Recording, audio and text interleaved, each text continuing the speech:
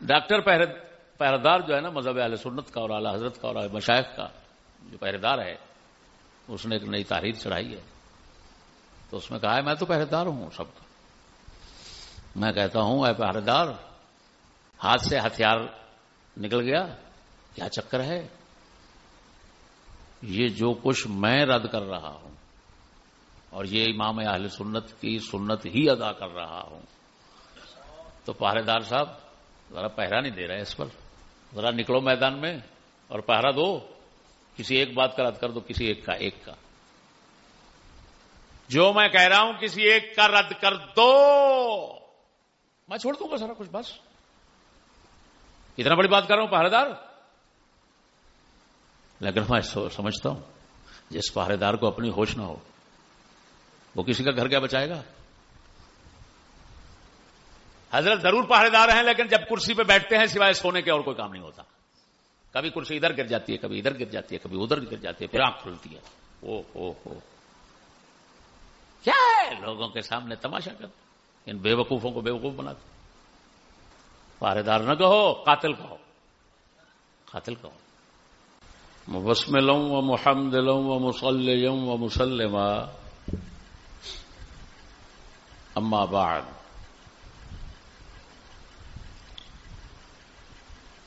سامعین السلام علیکم ورحمۃ اللہ. تفصیل اعلی حضرت کا امام احمد بن حنبل اور ان کے اصحاب کو یزید کے کفر کا قائل قرار دینا، اس کا ابطال ہے آج. اعلی حضرت نے اسی 14 جلد اسی 591 صفحہ پر یہ لکھ دیا: امام احمد بن حنبل رضی اللہ تعالی عنہ اور ان کے اتباع و موافقین اسے کافر کہتے اور بتخصیص نام اس پر لعن کرتے ہیں اور اس آیہ کریمہ سے اس پر سند لاتے ہیں: فَهَلْ عَسَيْتُمْ إِن تَوَلَّيْتُمْ أَن تُفْسِدُوا فِي الْأَرْضِ وَتُقَطِّعُوا أَرْحَامَكُمْ أُولَئِكَ الَّذِينَ لَعَنَهُمُ اللَّهُ فَأَصْمَّهُمْ وَأَعْمَىٰ أَبْصَارَهُمْ. ترجمہ بھی اعلیٰ حضرت نے خود فرمایا، کیا قریب ہے کہ اگر والی ملک ہو تو زمین میں فساد کرو اور اپنے نسبی رشتہ کاٹ دو. یہ ہیں وہ لوگ جن پر اللہ نے لعنت فرمائی اور تو انہیں بہرا کر دیا اور ان کی آنکھیں پھوڑ دیں. بس ہم جس بات کا رد کرنا چاہتے ہیں آج وہ یہاں تک. اس کے اندر آپ جس طرح دیکھ رہے ہیں، ایک دعویٰ ہے کہ امام احمد اور آپ کے اصحاب یزید کو کافر کہتے ہیں اور نام لے کر کافر کہتے ہیں اور نام لے کر لعنت بھیجتے ہیں، اور یہ ایک دعویٰ ہے. اور پھر استدلال کرتے ہیں، یہ دوسری بات، اس آیت کریمہ سے. کون؟ امام احمد. اب دیکھتے ہیں سب سے پہلے کہ امام احمد سے یہ ثابت ہے یا اس کے برعکس ثابت ہے.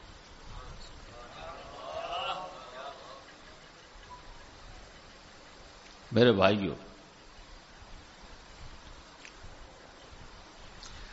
امام احمد سے اس مسئلہ میں 3 روایتیں ہیں کل. پوری دنیا میں امام احمد سے 3 روایتیں ہیں.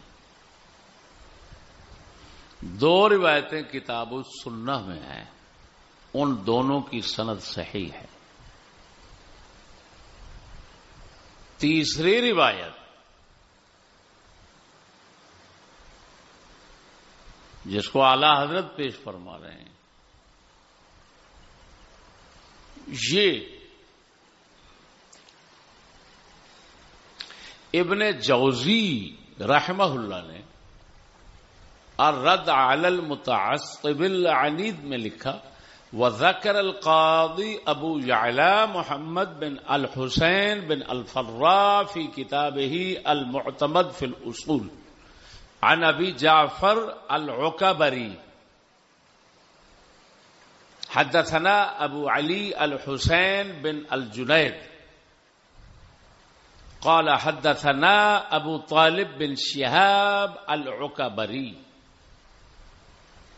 قال سمعت ابا بکر محمد بن العباس قال سمعت صالح بن احمد بن حنبل یقول، قلت لے ابھی، میں نے باپ سے کہا، بیٹے کہتے ہیں صالح، امام احمد بن حنبل کے بیٹے صالح، ان قوما ينسبون الى توالی یزید، ویسے ہونا چاہیے الى تولی یزید، کہ کچھ لوگ ہمیں یزید کا دوست ظاہر کرتے ہیں لوگوں کے سامنے کہ یہ جماعت جو ہے نا حنابلہ کی، یہ یزید کے دوست ہیں۔ فقال یا بنی، امام احمد نے فرمایا بیٹا، وَهَلْ يَتَوَلَّى يَزِيدُ حل يَتَوَلَّى يَزِيدَ أَحَدٌ يُؤْمِنُ بِاللَّهِ، کیا یزید کو کوئی ایسا شخص دوست بنا سکتا ہے، رکھ سکتا ہے جو اللہ پر ایمان رکھتا ہے؟ فقلت فلم لا تلعنه، بیٹا جی فرماتے ہیں میں نے ابو جی سے کہا آپ اس پر لعنت کیوں نہیں کرتے؟ آپ فرماتے ہیں وَمَتَى رَأَيْتَنِي أَلْعَنَ شَيْئًا وَمَتَى رَأَيْتَنِي أَلْعَنُ شَيْئًا، مجھے کب دیکھا آپ نے کسی چیز پر لعنت بھیجتے ہوئے؟ وَلِمَ لَا يُلْعَنُ مَن لَّعَنَهُ اللَّهُ فِي كِتَابِهِ، اس شخص پر لعنت کیوں نہ کی جائے جس پر اللہ تعالی نے اپنے قرآن میں لعنت بھیجی ہے؟ فقلت وَأَيْنَ لَعَنَ اللَّهُ يَزِيدَ فِي كِتَابِهِ، میں نے عرض کی حضور کہاں اللہ تعالی نے یزید پر قرآن میں لعنت بھیجی ہے؟ فقرأ، وہی آیت مبارک پڑھی جو میں نے ابھی پڑھ کے سنائی آپ کو۔ اگلے الفاظ آخری امام احمد کے یہ ہیں، فَهَلْ يَكُونُ الْفَسَادُ اعظم من القتل، کیا قتل سے زیادہ بڑا فساد ہو سکتا ہے؟ یہ الرد علی المتعصب العنید محدث ابن جوزی رحمہ اللہ کی کتاب ہے۔ اس میں جو باتیں آپ نے ملحوظ رکھنی ہیں، پہلی بات یہ ہے کہ یہاں حوالہ ہے قاضی ابو یعلا کی المعتمد فی اصول الدین، میرے پاس پڑی ہے، لیکن اس کا محشی یہ لکھ رہا ہے، آج کا معاصر محشی لکھ رہا ہے کہ میں نے دیکھا ہے یہ معتمد کو، اس میں مجھے نہیں ملا، اور واقعتاً میں نے بھی دیکھا ہے تو مجھے نہیں ملا۔ تو وہ کہتا ہے ہو سکتا ہے یہ مختصر ہے، تو معتمد کبیر انہوں نے لکھی تھی تو اس کے اندر ہوگا، لیکن مجھے یہ ابن جوزی کا وہم لگتا ہے یہ کہنا کہ یہ معتمد، کیونکہ اگر اختصار بھی کیا تھا تو ایک مسئلے کو سرے سے اختصار کا یہ مطلب نہیں ہوتا کہ کسی مسائل جو ہیں ان کو سرے سے اڑاتے جانا، یہ اختصار نہیں ہوتا۔ اختصار یہ ہوتا ہے کہ عبارت کم کر دی، ایک کلام مفصل تھی اس کو مختصر بنا دیا، تو یہ تو سرے سے معتمد میں ہے ہی نہیں۔ میری سمجھ کے مطابق یہ ہے کتاب الروایتین والوجہین، ان کو وہم ہو سکتا ہے لگ گیا ہو ابن جوزی کو کہ زبانی لکھ رہے ہوں، تو اس وجہ سے انہوں نے کتاب الروایتین والوجہین جو ہے نا، یہ میرے ہاتھ میں ہے، اس کے اندر وہ روایت لا رہے ہیں، اور یہ ہے اس کے اندر صاف ہے وَرَأَيْتُ بِخَطِّ ابی حفص العقبری. بات سمجھتے جانا، یعنی قاضی ابو یعلا کبیر جو امام احمد کی وہ روایت بیٹے والی نقل فرما رہے ہیں، اس کے لفظ پہلے یہاں سے ہیں شروع، رأیت بخط ابی حفص العقبری. ابو حفص عقبری جو ہے نا، ان کے خط یعنی ان کے ہاتھ کے لکھے ہوئے کلام کو میں نے دیکھا ہے. علی ظہر جزء فیہ، ایک جز یعنی کاپی جتنا ہوتی ہے نا آج کل کی کاپی، اتنا حصہ جو کتاب کا ہو اس کو جز کہہ دیتے ہیں، جبکہ وہ کسی مستقل موضوع پر ہو، مستقل مسئلے پر ہو، اور کاپی جتنا بڑی ہو تو اس کو محدثین کی اصطلاح میں، مورخین کی اصطلاح میں جز بولتے ہیں. اجزاء حدیثیہ اسی وجہ سے کہا جاتا ہے. خیر، تو ایک جز تھا، اس کے اوپر میں نے دیکھا اللہ اکبر فاصل لکھا ہوا ہے. تو وہ ابو حفص عقبری کہتے ہیں کاتب الیہ ابو القاسم، یہ سند شروع ہو رہی ہے. جن کے ہاتھ کا لکھا ہوا انہوں نے دیکھا، ان کی آگے سند شروع ہو رہی ہے. بات سمجھنا. اب پہلا راوی ابو القاسم فرج بن السوادی ہے. قال حدثنا ابو علی الحسین بن الجاندی در ہے. قال حدثنا ابو طالب العقبری قال سمعت ابا بکر محمد بن العباس قال سمعت سالم. آگے سنا چاہیے. اب بات سمجھنا، آخر اعلی حضرت کی بارگاہ میں بیٹھے ہیں.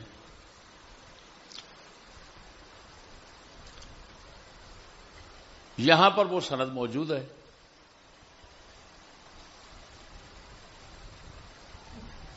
اب فرق دیکھنا.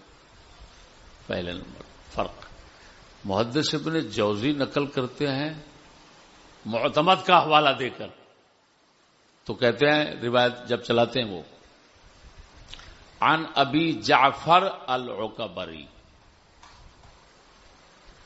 یہاں کتاب الروایتین میں ہے ابی حفص العقبری. زمین آسمان کا فرق. کہاں ابو حفص، کہاں ابو جعفر.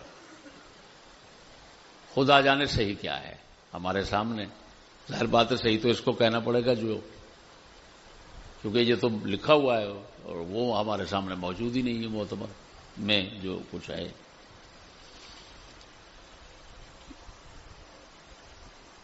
یہ کہتے ہیں حدثنا ابو علی الحسین بن الجنید،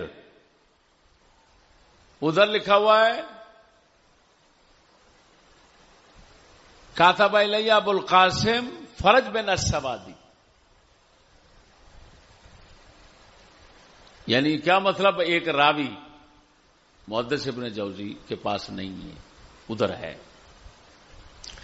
آگے ہے ابو علی الحسین بن الجندی، ان کے پاس ہے، یعنی ابن جوزی کے پاس ابو علی الحسین بن الجنید، ادھر ہے الجندی. زمین آسمان کا فرق.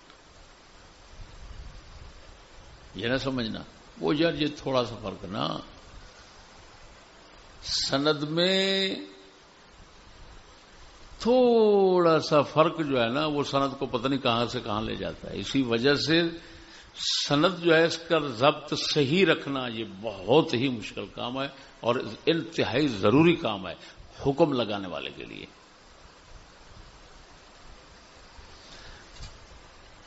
اب آگے مل رہے ہیں، آگے موافقت ہے۔ اب میرے بھائیوں، اس ابتدائی تنبیہ کے بعد اگلی بات یہ ہے کہ اس سند کے اندر 2 راوی مجہول ہیں۔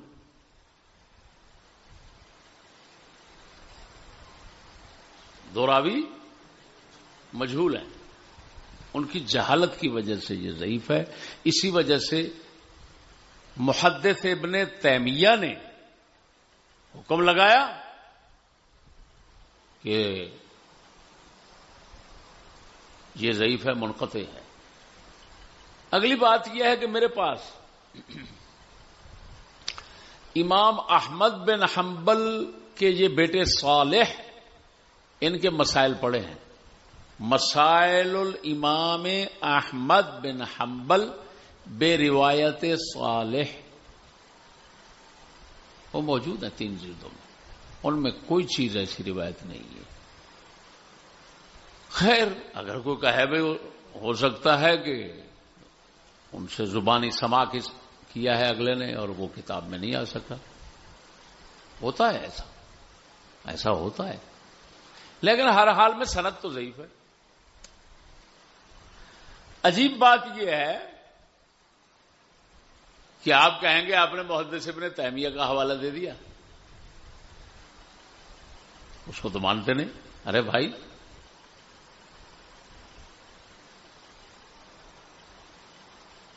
ہر کسی کی پہلے تو ایک حیثیت دیکھنی پڑتی ہے کہ کس فن میں حیثیت اس کی نہیں اور کس میں ہے۔ عقائد کے باب میں اس کی حیثیت نہیں ہے، باقی تو وہ سب کے نزدیک ثقہ ہے، اتفاق ہے، حتیٰ کہ ابن حمام کے نزدیک، سب کے نزدیک، محقق علی الاطلاق ابن حمام رضی اللہ تعالیٰ عنہ۔ خیر، بڑی بات اس سے یہ ہے کہ جو قاضی ابو یعلا یہ روایت ذکر فرما رہے ہیں، یہ دیکھا ہے ادھر غلط ہے، وہاں ابو جعفر جو محدث ابن جوزی کے پاس ہے نا، وہ غلط ہے، ابو حفص صحیح ہے۔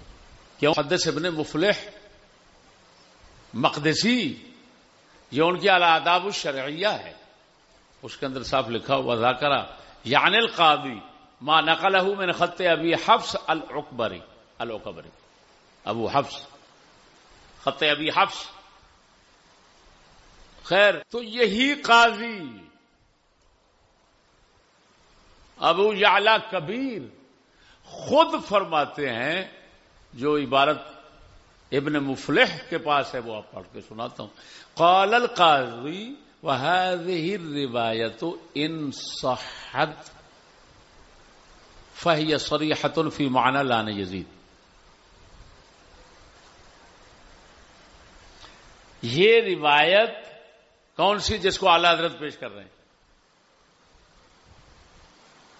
تیسری روایت اگر صحیح ہو، نحو والے جانتے ہیں ان شک کے لیے آتا ہے، وہ تو خود شک کا اظہار کر رہے ہیں، تو اعلی حضرت کس یقین کے ساتھ ذکر کر رہے ہیں؟ جو یہ روایت اعلی حضرت نے پیش کی ہے، تو ایک تو ضعیف ہو گئی، اب ضعیف نہیں، اس کو کہنا پڑے گا شاذ نہیں، منکر مردود ہوتی ہے جب آ جائے گی، کیونکہ منکر ہوتی ہے ہمیشہ صحیح کے مقابلے میں۔ اس میں ایک ضعیف راوی مخالفت کر رہے ہیں بڑوں کی، صحیح راویوں ثقات کی، تو یہ منکر بن جائے گی۔ اس منکر ہونے کے باوجود اس کے معنی پر غور کرتے ہیں، اور جو امام احمد کی طرف یہ منسوب کیا گیا کہ وہ اس سے دلیل بناتے ہیں، اس پر کلام کرتے ہیں۔ اس میں او بھائیو تولی یزید کی بات آگئی، بیٹے نے کہا تو اسے یہ سارا آپ کو سنا کے بیٹھا ہوا ہوں، تو آگے امام صاحب فرماتے ہیں کہ بھائی جو اللہ رسول پر ایمان رکھتا ہے وہ اعلی حضرت فرماتے ہیں کہ امام احمد تکفیر جو ہے اسی سے اس پر استدلال کرتے ہیں. امام احمد کے اصحاب تکفیر یزید پر اس سے استدلال کرتے ہیں. کیسے؟ اگر ان لفظوں سے کرتے ہیں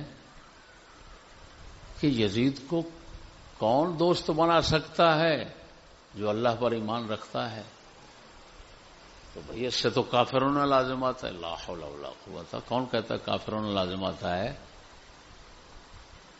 زیادہ سے زیادہ اس سے اس کا فاسق ہونا لازم آئے گا. کیوں کہ ہمارے عقیدے کی کتابوں میں لکھا ہے لا نحب الفاسقین بل نبغض الفاسقین، ہم فاسق لوگوں سے بغض رکھتے ہیں. نحب الصالحین، یہ عقیدہ طحاویہ میں ہم صالحین لوگوں سے محبت کرتے ہیں، یہ ہمارا عقیدہ ہے. تو جب فاسق سے بغض اور نفرت رکھنا ہے، بات سمجھنا، تو اگر یہ روایت صحیح ہو بھی جاتی تو صرف اتنا ثابت ہوتا ہے اس سے کہ اس کے فسق کی وجہ سے اس سے نفرت رکھنی ہے، بغض رکھنا ہے. تکفیر کہاں سے ثابت ہوتی ہے؟ لا حول ولا قوت الا باللہ. ایسے مبہم کلمات سے تکفیر اگر امام احمد بن حنبل جیسے کرتے تو پھر وہ امام معاذ اللہ بن جاتے. یہ تو عجیب بات ہے، یہ تو کسی بچے سے ممکن نہیں ہے. جیسا کہ میں آگے چل کر آپ کو یہ دکھاتا ہوں. ہاں جی، کہ دوسرے ائمہ نے اس پر کیسے کلام کیا. پھر آگے او بھائی یہ کہنا آپ کہ اس پر لعنت کیوں نہیں کرنی جس پر قرآن میں لعنت آئی، اور دلیل دیجیے آیت کریمہ. آپ جس طرح دیکھ رہے ہیں اس میں یزید کا نام نہیں ہے قرآن پاک میں تو کسی کا نام نہیں ہے. یا رسول اکرم کا ہے، محمد الرسول اللہ، یا سابقین انبیاء کا ہے. بعض کافر بادشاہوں کا ہے،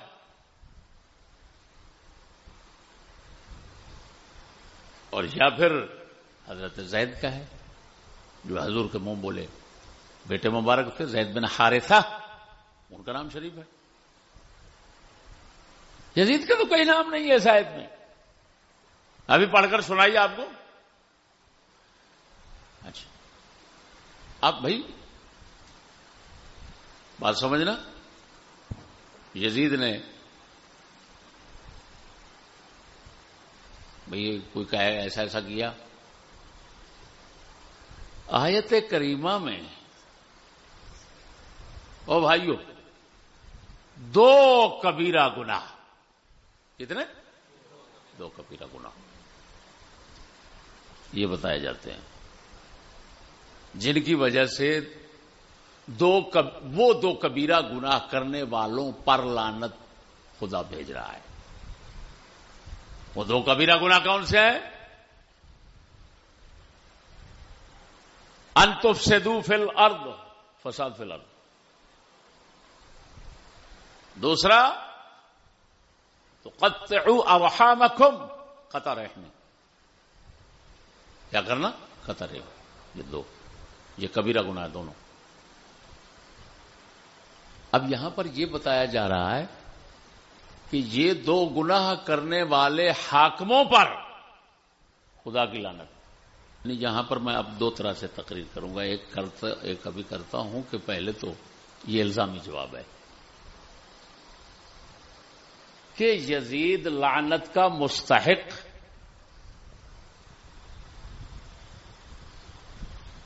بنتا ہے جس طرح اعلی حضرت نقل فرما رہے ہیں. ان دو گناہوں کی وجہ سے امام احمد نے اس کو لعنت کا حقدار قرار دیا.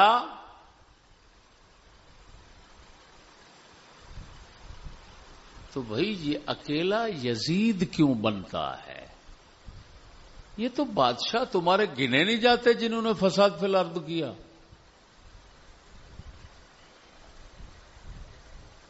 یہ تو گنے ہی نہیں جاتے جنہوں نے قطع رحمی کی. میں اور کسی کا نہیں نام لیتا، اعلی حضرت سے پوچھتا ہوں، سچی بتانا، مولا علی اور حضرت معاویہ، ان کے دور میں ان کے ہاتھوں کیا دنیا میں قتل و غارت ہوئی؟ بس یہ بتاؤ، کتنا قطع رحمی ہوئی؟ کیا کہو گے؟ یہاں پر کہنا پڑے گا ارے بھائی وہ مجتہد تھے، اور تو کوئی جواب ہی نہیں ہے اس کا. مجتہد ہونے کے سوا کوئی جواب نہیں دے سکتا. بھائی وہ مجتہد تھے، انہوں نے جو کچھ کیا حسن نیت کے ساتھ کیا، اپنے لحاظ سے شریعت سامنے تھی ان کے. تو ادھر اجتہاد کی نفی کیسے ہو گئی بھائی یزید کے حق میں؟ یہ نتھو خیرہ بٹھا دیا تھا حضرت معاویہ نے، جو اتنا بڑے مجتہد مطلق تھے. ان کو خود مجتہد مطلق کے لیے خدا کا خوف، تقوی تو پہلی شرط ہے. ان کو کوئی خدا کا خوف نہیں تھا کہ اتنا بڑے بندے، اس بندے کو بٹھا رہا ہوں.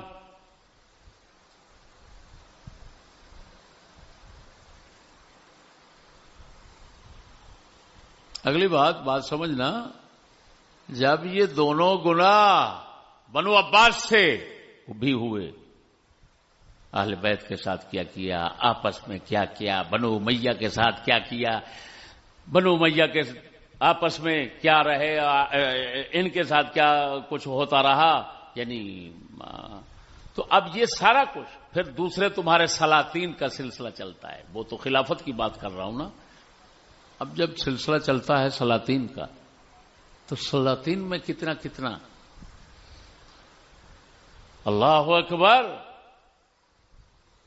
کون کون سے اعلی حضرت کے دور کے نواب ہیں جن کے ذکر خیر کیے جاتے ہیں. وہ کیا کرتے تھے؟ تمہارے مغلیہ کیا کرتے رہے؟ سلطنت عثمانیہ کیا کرتی رہی؟ سلجوقی کیا کرتے رہے؟ فلاں کیا کرتے رہے؟ کیا وجہ ہے؟ امام احمد بن حنبل کو اتنا ہی کمزور سمجھا علم کے اندر کہ وہ باقی کسی کا نام نہیں لے رہے، صرف یزید کا لے رہے ہیں. سلطنت عباسیہ ان کے دور میں چل رہی تھی، ان کو کیوں نہیں ڈالا؟ امام احمد سے پہلے خلیفہ منصور نے دو سید زادے حضرت عبداللہ کے بیٹے امام حسن کی لڑی سے، حضرت محمد اور ابراہیم، انہوں نے خروج کیا اس کے خلاف، منصور کے خلاف. اس نے کیا حشر کیا اہل بیت کا، مخفی ہے. مدینے میں قتل کروایا ان کو، ایک بھائی کو مدینہ میں، اور مدینہ کی اینٹ سے اینٹ بجا دی. پتہ نہیں کیا، میں وہ کیا تاریخ آپ کو سناؤں، وہ تاریخ سنی نہیں جاتی، پڑھی نہیں جاتی.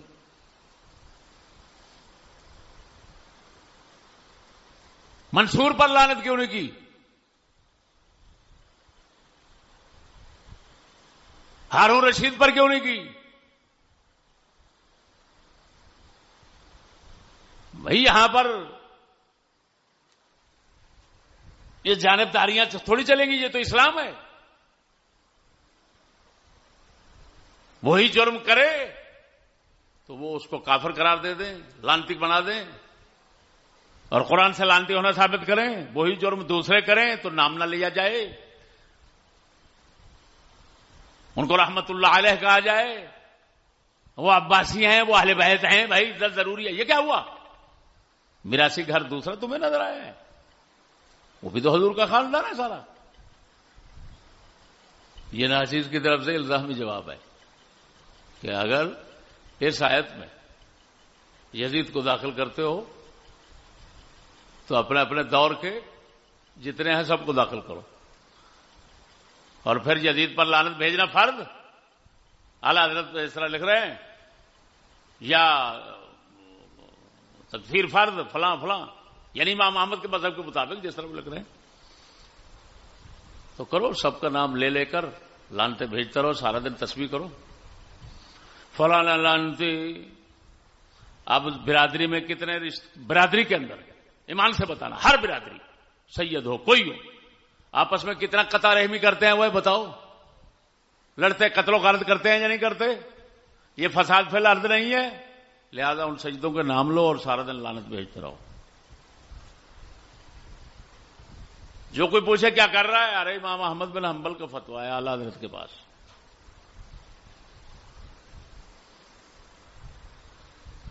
کیا اعلی حضرت کی برادری میں کوئی نہیں ہوگا جس نے قطع رحمی کی ہو؟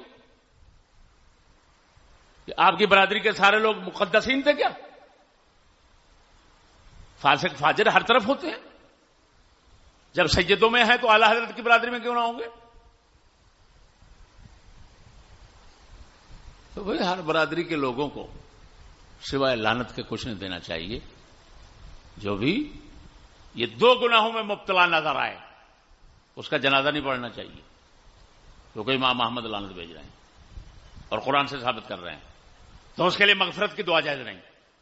جب مغفرت کی دعا جائز نہیں، جب جنازہ آئے تو مولوی جنازہ نہ پڑھے، کیا ہے یہ؟ کوئی فتویٰ ہے؟ اسی وجہ سے اللہ اکبر، اس میں لعن عمومی ہے، لعن شخصی نہیں ہے۔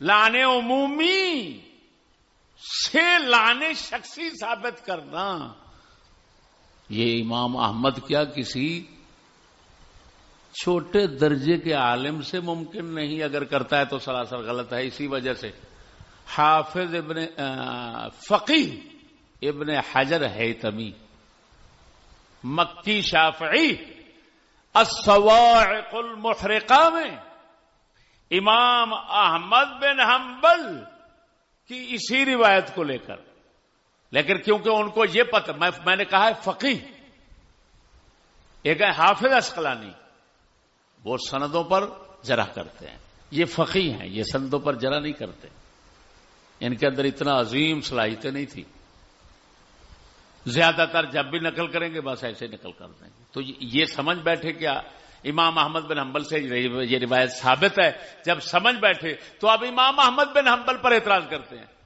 کون؟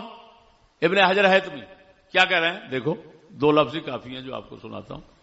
وَأَمَّا مَا اسْتَدَلَّ بِهِ أَحْمَدُ عَلَى جَوَازِ لَعْنِهِ مِنْ قَوْلِهِ تَعَالَى أُولَٰئِكَ الَّذِينَ لَعَنَهُمُ اللَّهُ وَمَا اسْتَدَلَّ بِهِ غَيْرُهُ مِنْ قَوْلِهِ صلی اللہ علیہ وسلم فی حدیث مسلم۔ آخر میں بات کرتے کرتے چلتے ہیں کہ اس بات پر اتفاق ہے کہ لعن عمومی وہ جائز ہے، یوں کہنا کہ جس نے امام حسین کو قتل کیا، امام حسین کے قاتل، امام حسین کے قاتلین، امام حسین کے قتل پر راضی ہونے والے ایسے ایسے لوگ، فاسق، جھوٹے، فلاں جو لوگ ہیں ان پر لعنت ہے، یہ لعنت عمومی ہے، فرمایا اس پر اتفاق کا جائز۔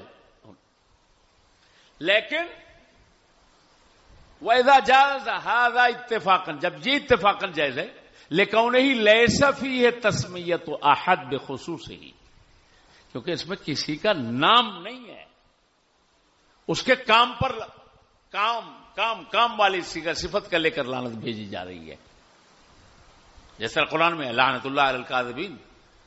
اب جتنے جھوٹ بولتے ہیں، بات سمجھنا، قرآن میں آ گیا جس طرح ادھر ہے اس آیت میں ہے، کام بتایا، کام کے ساتھ کام کرنے والوں پر لعنت بتائی، ایسے تو قرآن میں ایسے ہی ہے لعنت اللہ علی الکاذبین۔ اب جتنے جھوٹے ہیں ایمان سے بتانا، تمہارے حکمران کیا، تمہارے تعلیمی ادارے کیا، تمہارے کیا کیا بلائیں، یہ سارے جھوٹے کذاب ہیں یا نہیں، یہ سچ بتانا۔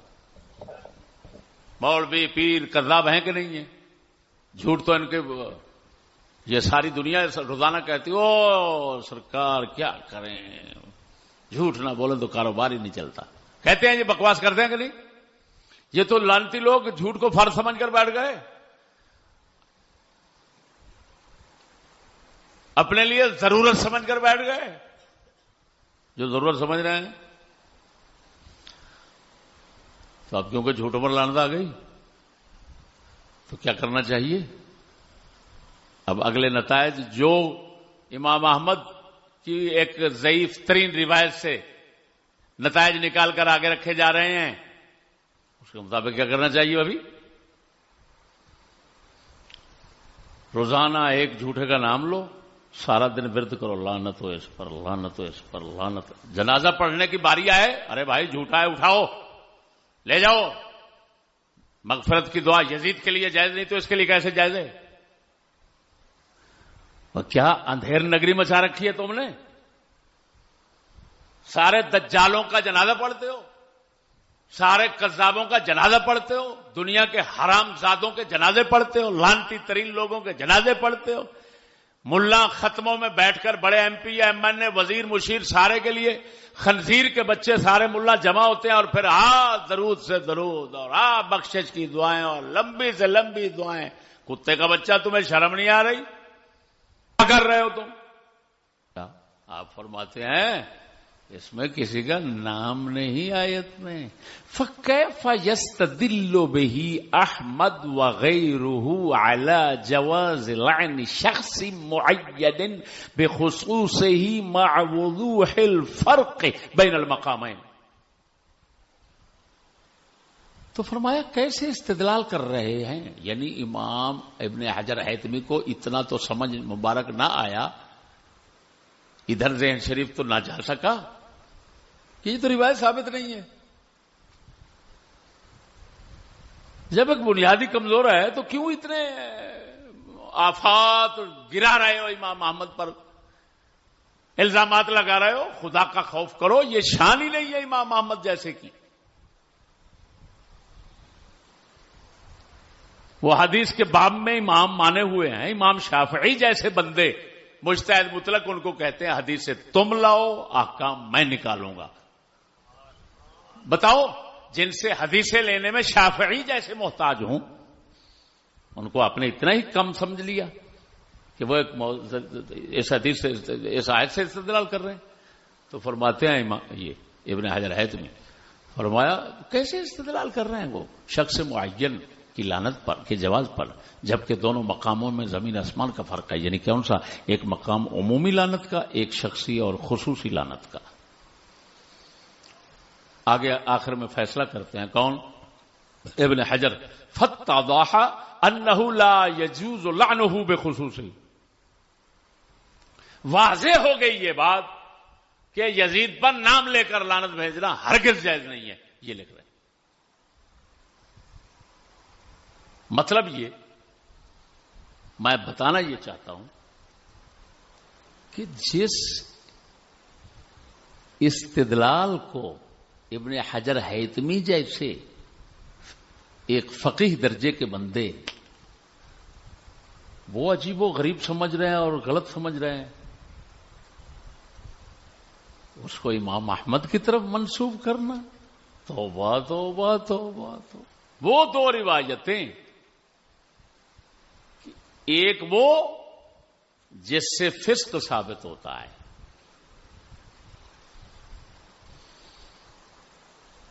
وہ کتاب السنہ کی ہے، ثابت نہیں ظاہر ہوتا ہے. یہ ظاہر کا لفظ کمال کا لفظ استعمال کیا ہے قاضی ابو یعلا نے کہ اس کا ظاہر یہ ہے.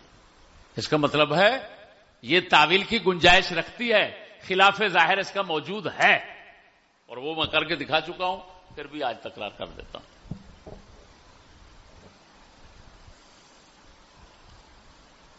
وہ جو انہوں نے فرمایا کہ اس نے مدینہ والوں سے یہ کیا وہ کیا، مکہ والوں سے یہ کیا وہ کیا. یہاں پر کسی نے کربلا امام حسین کا بھی ذکر کر دیا، یہ غلط ہے، روایت میں نہیں ہے. جس نے بھی ذکر کیا اس نے غلطی کی ہے، میری تنبیہ یاد رکھنا. صرف دو کا ذکر ہے، اہل مدینہ اور اہل مکہ کا. امام احمد کی نظر میں یزید کوئی قاتل نہیں ہے حسین پاک کا، اس وجہ سے انہوں نے اس واقعے کو یزید کی ذمہ داری میں ڈالا نہیں، ان دو کو ڈالا ہے،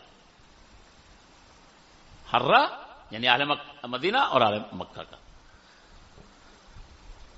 اب اس میں جو لفظ ہیں کہ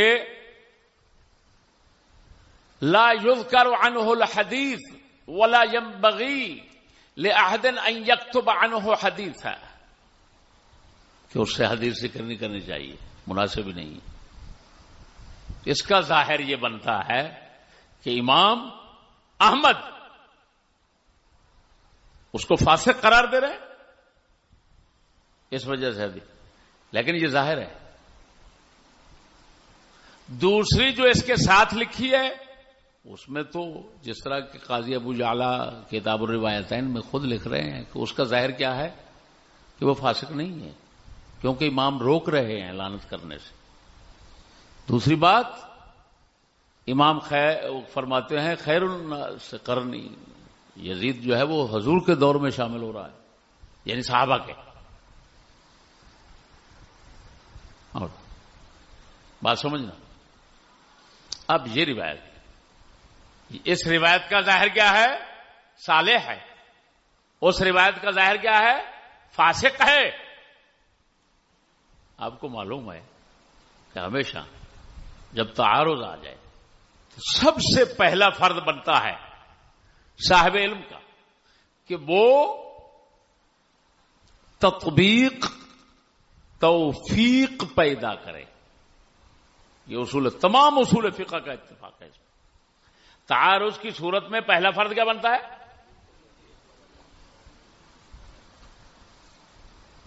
تاکہ کوئی رد نہ ہو پائے، آخر دونوں علمی باتیں رد نہ ہونے پائے۔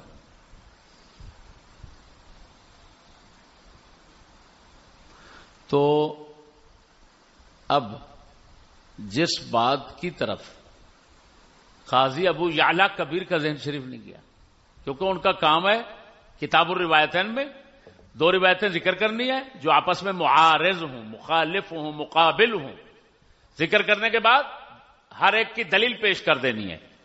تطبیق توفیق کی طرف شاید ہی کہیں گیا ہوں، میں نے مطالعہ نہیں کیا اتنا، لیکن یہاں پر تو قطعاً نہیں گئے، ناچیز توفیق اور تطبیق کی طرف جاتا ہے۔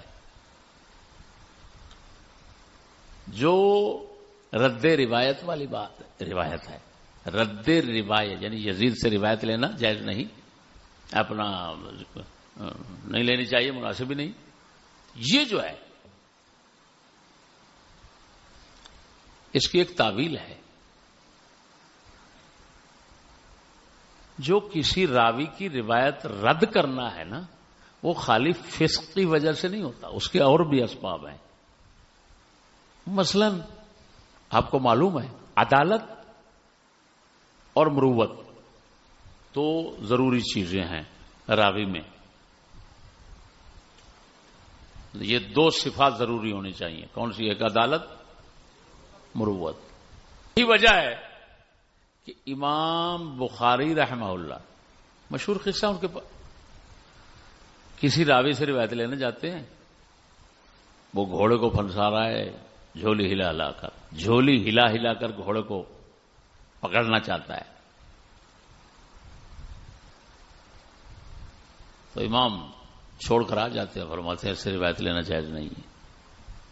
بتاؤ، اتنا معمولی سا کام، اس کو انہوں نے خلاف مروت سمجھا، خلاف مروت سمجھا۔ عدالت میں تو اس سے کوئی فرق نہیں آئے گا، یہ تو گناہ ہے ہی نہیں، لیکن خلاف مروت امام بخاری نے سمجھا اپنے اجتہاد شریف کے مطابق، کہ جو شخص، ان کا ذہن شریف ادھر چلا گیا کہ جو شخص جانور کو پھنسانے کے لیے، پکڑنے کے لیے ایسا جو ہے وہ جھوٹ بول رہا ہے، یعنی جھوٹی جھولی ہلا رہا ہے، تو ممکن ہے یہ دوسرے مقام پر لوگوں کے ساتھ بھی جھوٹ بولتا ہو۔ بس اس وجہ سے، اس شبے کی وجہ سے انہوں نے چھوڑ دی۔ تو امام احمد بن حنبل، توجہ، جو یزید سے روایتیں لینے کو روک رہے ہیں، وہ اس کا جو عمل ہے، جو ذکر کر رہے ہیں، وہ مدینے پر ایسا کیا، مکہ پر ایسا کیا.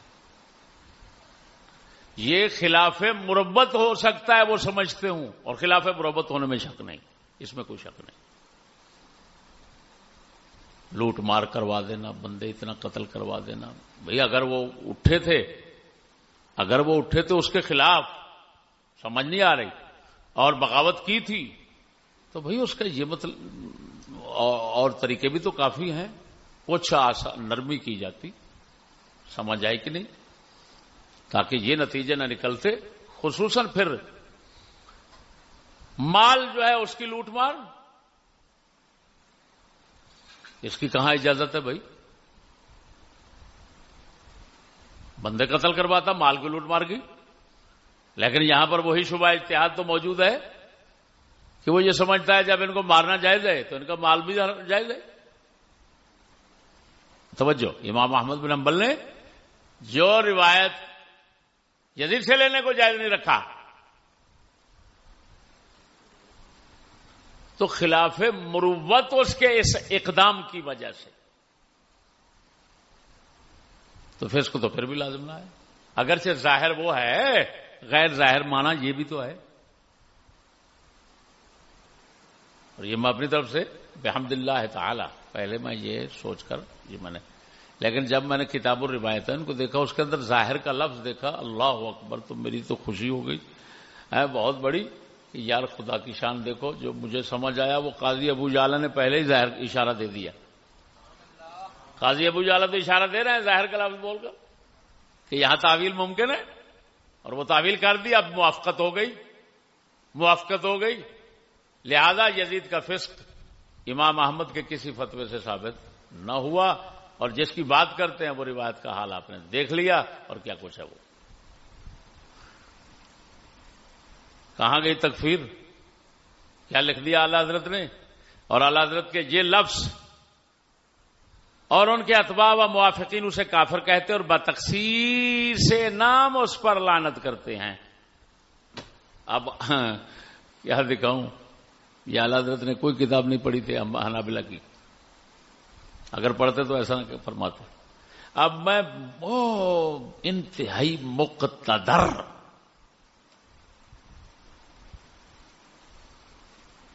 مستند حنابلہ کے چند حوالے سناتا ہوں، جس میں وہ صاف کہہ رہے ہیں کہ نام لے کر لعنت کرنا امام احمد کا اس مسئلے میں خلاف ہے،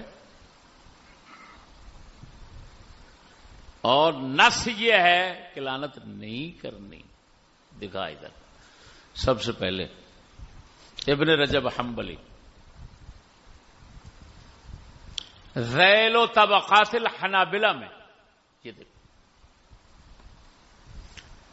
عبد المغیث حربی رضی اللہ تعالی عنہ کے حالات میں لکھتے ہیں، وابن الجوزی صنف فی جواز ذالک. یہ بھی کلام سننے کے قابل ہے. یہ لفظ دیکھو بھائی، ابن جوزی نے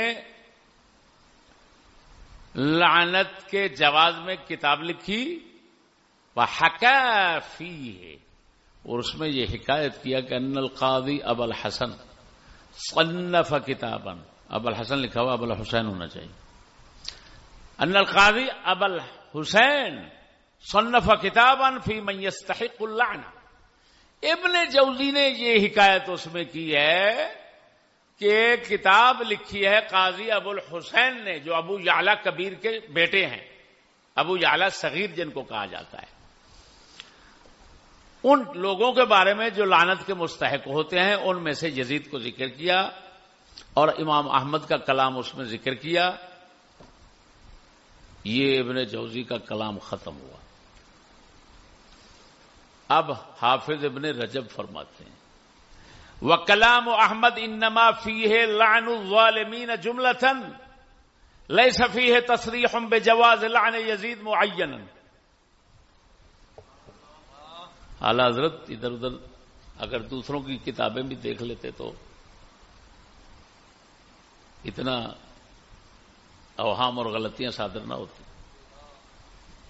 لیکن جذبات میں رہے نا، جذبات میں. یہ کیا ہے؟ امام احمد کے کلام میں صرف اتنا ہے کہ جو ظالم لوگ ہیں ان پر مجموعی طور پر لعنت ہے.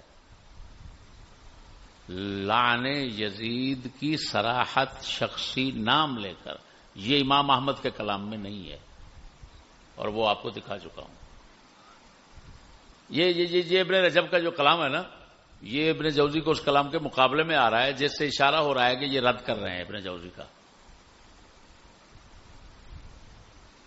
وقد ذکر القاضی فی المعتمد، قاضی نے معتمد کتاب میں یعنی ابو جعفر کبیر نے ذکر کی نصوص الامام احمد فی هذه المسئلہ، امام احمد کی جتنی نصوص ہیں اس میں ذکر کی. واشار الی ان فیہا خلافا عنہ، اور یہ اشارہ کیا کہ امام احمد بن حنبل سے مختلف روایتیں ہیں. اعلی حضرت اتفاق نقل کر رہے ہیں. یہ کیا ہے؟ اور وہ واقعہ روایت معتمد کے اندر تو اب نہیں ہے، کیونکہ معتمد بدل گئی، مختصر آ گئی. جو کبیر تھی وہ آئی نہیں دنیا میں، مفقود ہو گئی. لیکن کتاب الروایتین میں تو آپ کو دکھا دیا، انہوں نے دونوں طرح کی روایتیں ذکر کی. اللہ اکبر. اور یہ آخری جملہ جو انہوں نے بولا ہے نا قاضی کے معتمد، یہ میری سمجھ کے مطابق ابن جوزی کے رد میں ہے. ابن جوزی نے جو یہ دعویٰ فرمایا کہ کتاب لکھی ہے قاضی ابو الحسین نے یعنی بیٹے نے اس مسئلے میں، تو اس میں یزید کا نام لیا ہے. یہ جیسے انکار کا اشارہ کرتے ہیں. اگر یہ کتاب ہوتی قاضی ابو الحسین کی تو ابن رجب کہتے ہیں ہاں اس میں واقعتاً ایسا ہے، لیکن یہ تو آگے قاضی کی معتمد کا حوالہ دے کر فرماتے ہیں الٹا کہ اس کے اندر نصوص ذکر ہیں اور اشارہ ہے خلاف کا. باقی اللہ عالم. اور حوالہ سنیں بھائی، اعلی حضرت لکھ دیا اور ان کے اصحاب لعنت کرتے ہیں اور فلان کرتے ہیں اور کافر کہتے ہیں، اور بالکل جو لوہے کی لٹ کی طرح فتویٰ سنا دیا، ان کا قول سنا دیا. لیکن یہ دیکھو محدث فقیہ منے وانا ہے مذہب حنبلی کے ابن مفلح مقدسی، مقادسہ جو ہے نا مقادسہ، ان کو خدا نے شرف بخشا. یہ سارے محدثین مقدسی خاندان جو ہے نا، اتنا بڑے امام محدث فقی ہر فن جتنے اس وقت چل رہے تھے سب میں وہ امام ہوتے تھے. ابن مفلح مقدسی کتاب الفروع میں، اور پھر اس کے نیچے سنیے تصحیح الفروع. تصحیح الفروع کن کی ہے؟ فقی علامہ مدقق علاء الدین مرداوی حنبلی 885 میں ہے. ان پر حاشیہ ابن قندس. یہ سارے متفق ہو گئے. کیا ہے؟ ادھر دیکھو ونصف احمد خلاف ذلك وعلیہ الاصحاب وانه لا يجوز التخصيص باللعنة خلافا لابي الحسين وابن الجوزي وغیرہ ما. یہ دیکھو امام احمد کی نص یعنی صاف عبارت اس کے خلاف ہے یزید کو کافر کہنے کے بعد. وعلیہ الاصحاب، ہمارے جتنا اصحاب حنابلہ ہیں وہ سارے اسی بات پر ہیں کہ کافر نہیں ہے یزید، جس طرح ہمارا امام کہتا ہے اس طرح. اور لعنت کی تخصیص یہ جائز نہیں ہے، یہ مذہب ہے. یہ امام احمد کی نص ہے. امام احمد کی نص کیا کہہ رہی ہے اور اعلیٰ حضرت نے احمد کو بھی، امام احمد کو بھی لے لیا اور اصحاب کو بھی لے لیا، اور ان کا بال اتفاق کافر کہنا بھی فرما دیا اور فاسق کہنا بھی فرما دیا اور لعنت کرنا بھی فرما دیا. چلو یہ میرے بھائیو فقط اس پر اور تو میں کیا بیان کروں. ان کا دعویٰ توڑنا تھا. کیا دعویٰ؟ امام احمد اور ان کے اصحاب یزید کو کافر کہتے ہیں، یزید کو فاسق کہتے ہیں، یزید کو لعنتی کہتے ہیں اور اتفاق رکھتے ہیں اور آیت فلاں.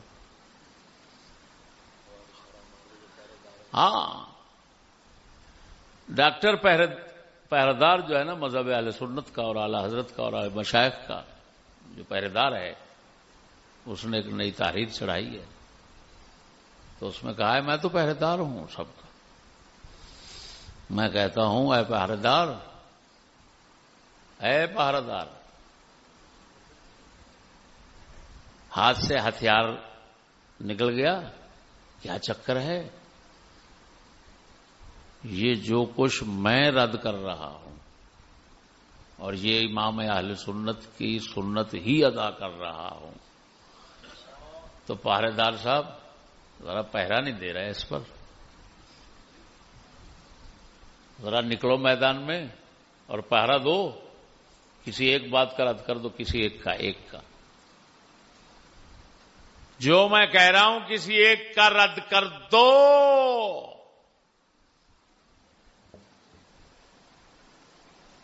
میں چھوڑ دوں گا سارا کچھ، بس اتنا بڑی بات کر رہا ہوں پہرےدار.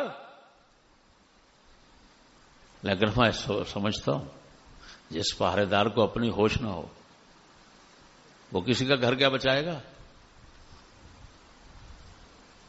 حضرت ضرور پہرےدار ہیں لیکن جب کرسی پہ بیٹھتے ہیں سوائے سونے کے اور کوئی کام نہیں ہوتا. کبھی کرسی ادھر گر جاتی ہے، کبھی ادھر گر جاتی ہے، کبھی ادھر گر جاتی ہے، پھر آنکھ کھلتی ہے. او کیا ہے لوگوں کے سامنے تماشا کر، ان بے وقوفوں کو بے وقوف بناتے. پہرےدار نہ کہو، قاتل کہو، قاتل کہو.